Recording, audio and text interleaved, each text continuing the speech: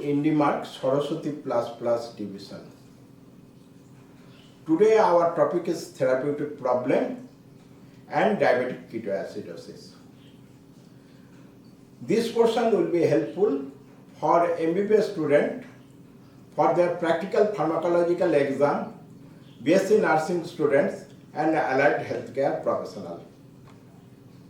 Before going to the problem, I will utter 2 or 3 lines regarding diabetic ketoacidosis.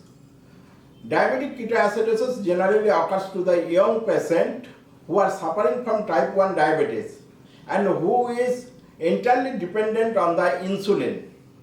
If they miss their dose of insulin and if there is superadded infection, stress, diabetic ketoacidosis may precipitate. Why diabetic ketoacidosis precipitated? This person require insulin for entry of glucose into their cell. Their body is completely deficit of insulin. So insulin helps sugar to enter their cell. But due to lack of insulin, their cells don't get any insulin. So in spite of getting lots of sugar in their blood, sugar may be 500 mg per deciliter, but their cell is in starvation. They cannot get food, that is their glucose. And due to starvation, how they live? For their own interest, they produce ketone body from them. And that ketone body is excreted in the urine. So diabetic ketoacidosis can be proved by urinary ketone body. There is ketone in the urine, number 1, and acidosis. Acidosis means blood pH will be altered.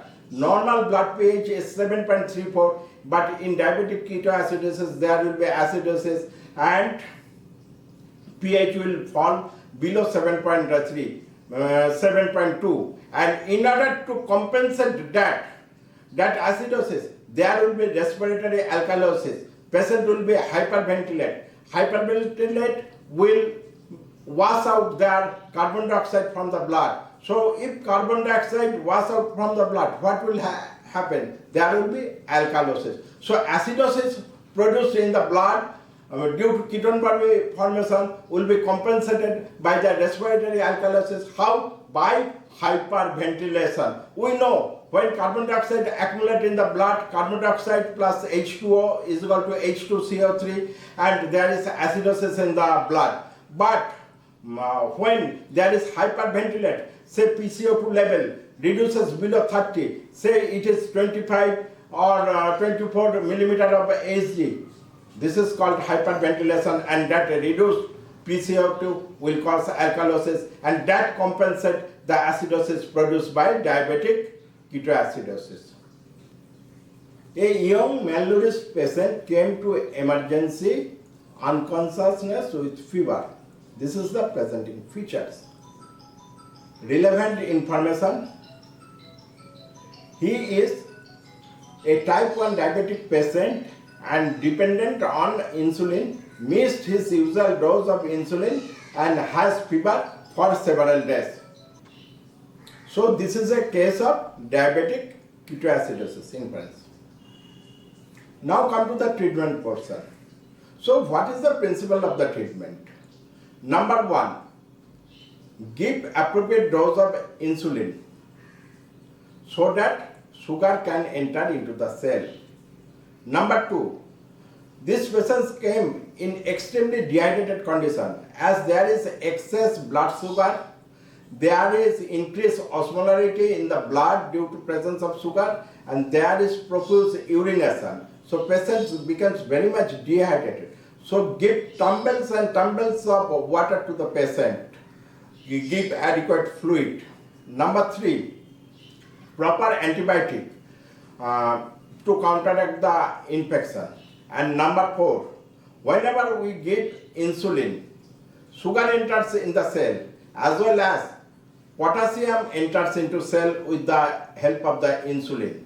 So as potassium enters into the cell, there is hypokalemia, that is reduction of serum potassium. So we should be proper electrolyte balance.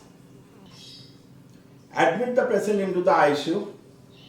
give 500 ml NS over half an hour, then another NS over 1 hour, then give fluid almost 3 ml per kg body weight per hour. If the person is say 50 kg weight, give 150 ml of fluid every hour. Number 2, correction of the insulin. Give a bolus dose of insulin 0.1 unit per kg. Generally we give 10 unit to 20 unit IV bolus. If the person is 50 kg, then initial insulin dose will be 5 unit. Then start insulin in the syringe pump and in titrating amount so that blood glucose level should be maintained in a dose of 200 mg to 225 mg. Blood glucose should not be reduced abruptly below 160 mg per deciliter, otherwise there will be cerebral edema. Gradually reduce it.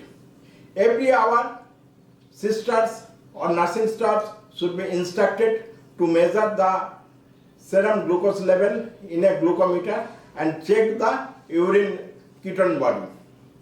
If there is sudden fall of blood glucose level, we have to give 25% dextrose or 10% dextrose in order to keep 25 serum glucose level above 200 mg per deciliter. Insulin should not be stopped. Generally, there is a wrong conception. There is reduction of the blood glucose level and suddenly stop the insulin. But stoppage of insulin will further provoke to produce the ketone body. So insulin should be continued, and if required, we will give excess sugar until the urine ketone becomes negative, at least for 24 hours. Next, we will do an arterial blood gas.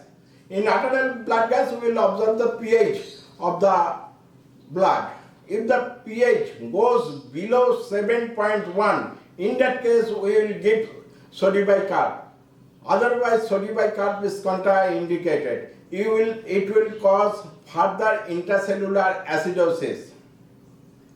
So, unless until pH goes below 7.1, we should not give sodium bicarb.